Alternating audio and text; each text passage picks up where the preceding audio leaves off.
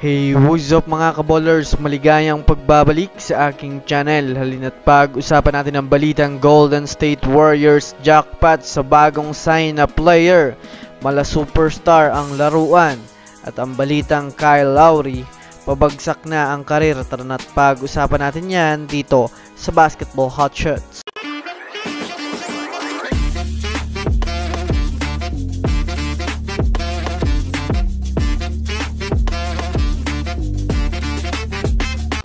Una nga muna tayong dumako mga kaballers sa balitang patapos na nga po mga kaballers ang karir ni Kyle Lowry sa NBA.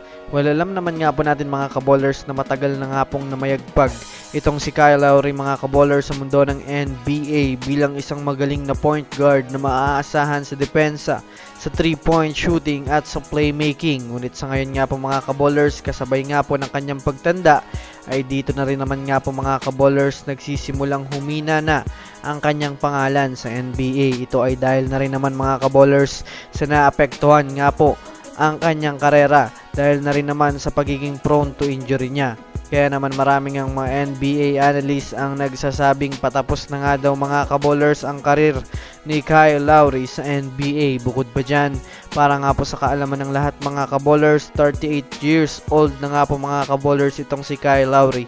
Kaya nalalapit na rin naman nga mga kaballers ang kanyang pagre-retiro sa NBA.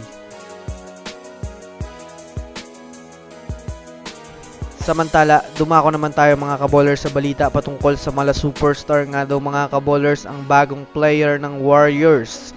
Sa naging laro nga po mga kaballers kanina ng Miami Heat at ng Golden State Warriors ay masasabi nating ito na nga po mga kaballers ang pinakamagandang naging laban ngayon sa NBA Summer League. Ito ay matapos naging dikit mga kaballers ang kanilang naging laban simula first quarter hanggang fourth quarter, ngunit kinapos pa rin nga po mga kaballers ang Warriors dahilan upang matalo sila ng 3 puntos. Ngunit kahit man nga po ganun mga kaballers ang naging resulta ng laro ay may isang player pa rin nga po mga kaballers ng Warriors ang naging usap-usapan ngayon matapos magtala ng 31 points kahit hindi siya mga kaballers ang naging starter ng Warriors. Well, para nga po sa kaalaman ng lahat, isa nga po itong baguhan, si Kevin Knox II, mga kaballers sa Warriors na galing sa G League affiliate ng Portland Trail Blazers. Kaya naman sa pinakitang laro niya nga po mga kaballers ay talagang napahanga sa kanya mga kaballers ang ilang mga NBA experts, kagaya na lamang mga kaballers nitong si Kendrick Perkins na tinawag pa nga ito na mala superstar nga daw ang galawan niya. So that's it for today's video mga kaballers. Yan lang ang ating pag-uusapan sa ngayon. Pindutin ang subscribe and hit na rin ang notification bell para sa mga susunod na updates sa mundo ng basketball. Again, this is Basketball Hot Shots. Thanks for watching.